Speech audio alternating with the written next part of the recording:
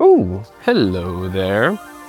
Okay, we are at Acura's design studio in Southern California today to talk specifically about this. It is the future of the brand. This previews the next generation of the Acura RDX. It's going to be a hybrid. It's going to look a lot like this. In fact, we wouldn't be surprised if it looked identical to this when it hit production form. And it ushers in a lot of new design cues that are going to define Acura cars for the foreseeable future. We're going to take a look at what we think we know, what's going to happen, and what might be coming further on down the line from Acura.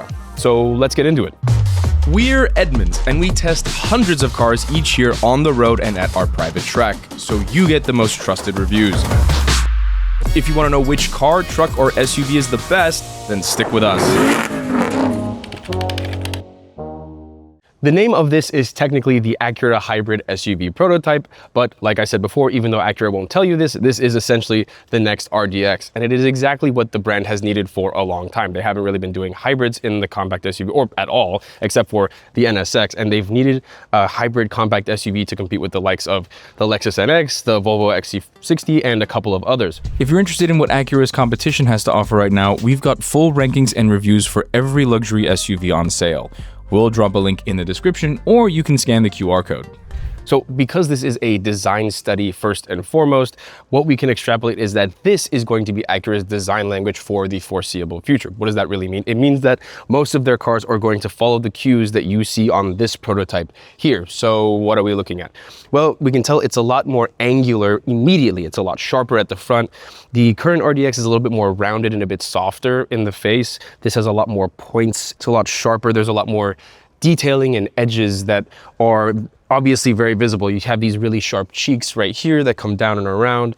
It kind of looks like maybe there's a Lexus spindle grille shape going on. It's got that hourglass to it at the bottom, but you don't have the same fuss of things that are happening in the middle here. It actually looks a lot cleaner, a lot neater. I really like what I'm looking at so far.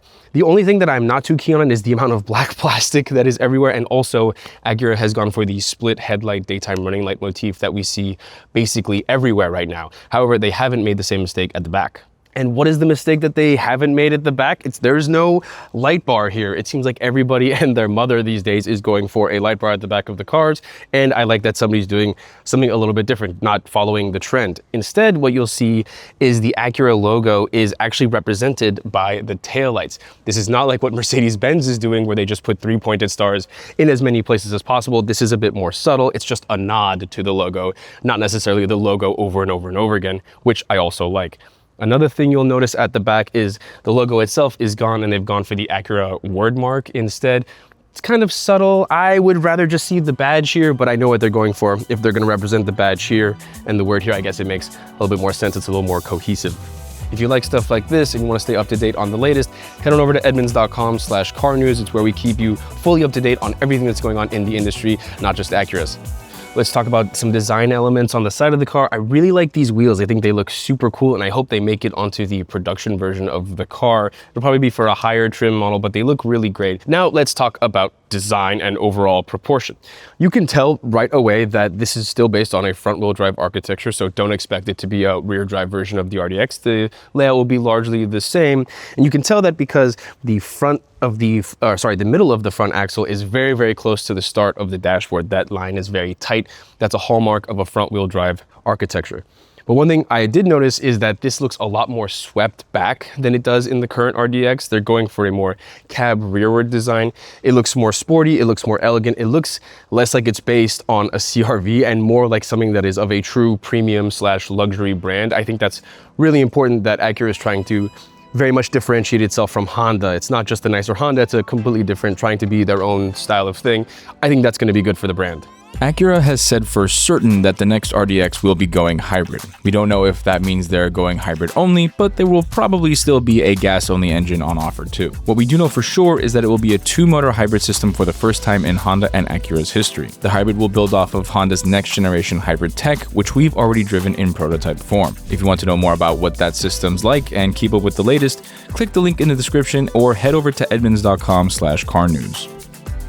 One thing that I really like here is this shoulder. Like, you can see that it's got like some actual muscle at the back. That's something that Acura always hasn't done very well. It's sometimes their shapes fall a little bit flat. They don't have very much definition to them. So I like that they're doing that here. Also, they've ditched the floating roof motif, which I love. I'm glad that this is one continuous line and it meets up right here at the back and it pinches off right there at the end of the rear tailgate. That is excellent. The floating roof on the current RDX doesn't look very good. It just looks like it's wearing a backwards baseball hat, and I don't like that very much. This is much nicer.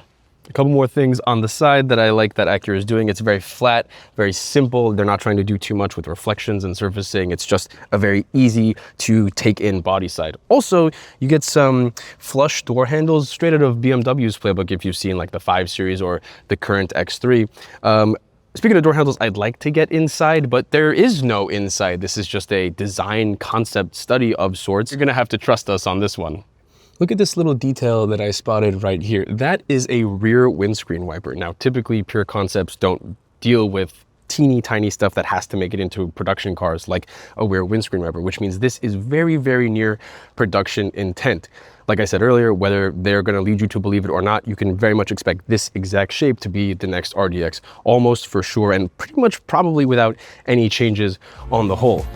One super cool thing about coming to events like this is we don't just get to see the future of Acura's SUVs that they're going to sell tons of, we also get to see the future of what a supercar might look like. Is Acura going to build a new NSX? I'm not 100% sure, but if they do, it could look something like this. This is the Acura Next Era Vision Concept, and we are going to be able to sit inside, which is not something you get to do every single day. Before we talk about the design of this thing, because it looks very cool and very futuristic, I want to talk about the wheel, because there's always stuff you can glean from the only part of the car that touches the road. The tire is a high-performance Pirelli P0 Corsa, super sticky and very wide. It is a 275 at the front. I'm sure it's even wider at the back. Also, something I've never seen on an Acura before, at least from memory, is a center lock wheel. You usually see those on the Ferraris or the Porsche 911 GT3 RSs of the world, so that's a first. That tells me that this is a very high performance intent machine. Also, the brakes are carbon ceramic. These could have been off of the last gen Acura NSX, but it's nice to see that that's what they're going with. This is going to be a fast car. Right off the bat, there is a ton of stuff to talk about. It's very long. It's actually longer than the second gen NSX. Looks might be deceiving, at least perspective wise for you guys, but it is a pretty long car. Also, you'll see the Acura logo motif in the headlight and the taillights from the RDX concept sort of repeated in here. This is where Acura is going with their design motif, so you can expect a lot of their cars to look like this and have this specific signature for the years to come. It doesn't look like it would be a front engine car, that's for sure. So expect, if there is an engine in this at all and it's not an EV, expect it to be somewhere over here in the back, which is a good thing because we're running out of mid-engine sports cars in this world. And I'd like to see that Acura would make another one. It's matte gray, which I don't necessarily love. I would have loved to have seen it in a color, but it does give you an idea of proportion. And one thing that I do like is that there isn't that much rear overhang. It's very like short and sort of muscular, very tough at the back, but it's got a lot of overhang at the front. So it gives you this sense of like, it's like leaning forward and moving even though it's standing still. Also, I like this one character line that runs all the way through and then across the back shoulder and then rejoins here right at the edge of this taillight. That's a neat design motif. I think it feels very cohesive. It feels very sporty, sharp, very interesting. And I hope that Acura does do something like this and that it looks very, very similar to the concept that we're looking at right now.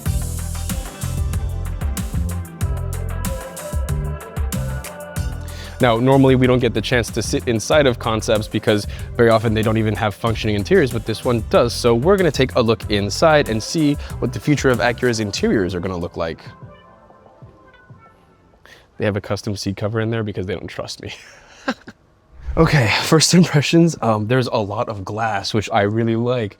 It's really, it doesn't feel claustrophobic because of how much you can see out of it. So even though there isn't that much going on inside the Next Era Vision concept, we can talk about what they're going for. So obviously something super sporty, minimalist. You have some key information here and here. They're going to be debuting this at Pebble Beach this year, so that's why you can see it up in the cluster there. This is one full wraparound screen, or at least it would be if this were to be a production intent model. And there isn't that much else. It's very driver focused. You have some huge, very fancy pedals down there, a sporty yoke, and not that much else because this is all about the driving experience. It's about the way you feel when you're behind the wheel, which is a lot more important in something like this than it would be in that RDX concept that we saw earlier.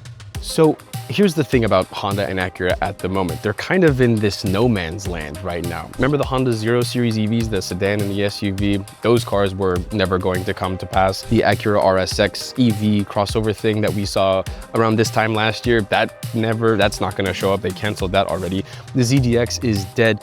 Honda and Acura have been promising things and then not delivering for a while now. So what do I think about this guy? Well, it's not necessarily whether they want to or not. They have to do a new RDX. It's very important to the brand, and they have to start doing hybrids. So this, I think, will come to pass. There's no way they're gonna cancel something they've spent so much time and energy on, and something that people really actually want. Yes, a hybrid luxury crossover makes a lot of sense for a lot of people right now. It's just whether or not Acura can execute it properly and price it right, so that way people are actually gonna buy it and make sure it's nice to drive, because that's an Acura signature. These are good cars to drive, so it better be nice when we get inside a real production version. If you like stuff like this and wanna stay up to date with us, be sure to like the video and subscribe to the YouTube channel. It really helps us out. So yeah, you are looking at the future of Acura's design language. Let us know whether you like it down in the comments, and we will see you in the next one.